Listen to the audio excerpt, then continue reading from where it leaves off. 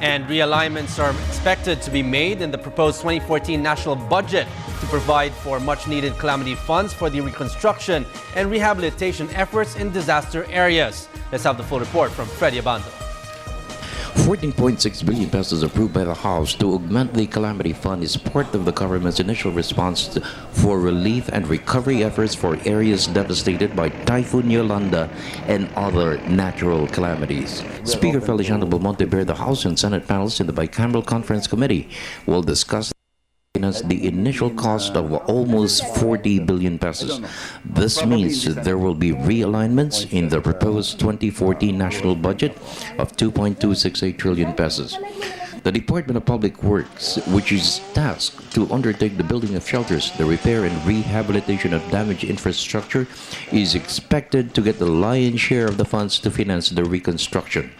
The construction of bunk houses is also in full swing to provide housing for thousands of families who lost their homes.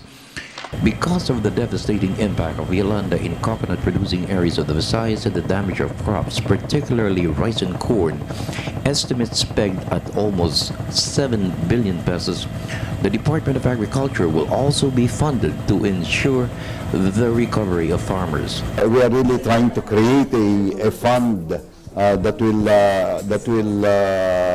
be used for rehab, reconstruction, and recovery, and so forth. Yung mga 3 R's na yun.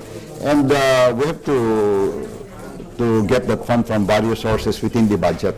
That's what they're working on. They will be working on. Primarily infra. Pero there might be other items there. In the meantime, Speaker Feliciano Belmonte expressed support for the President to appoint former Senator Panfilo Lacson as the rehabilitation czar.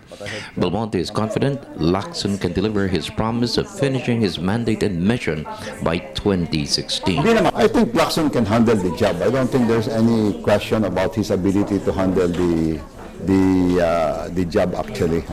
Don't you think politics will come in the way? Yeah, well, I mean it will require some.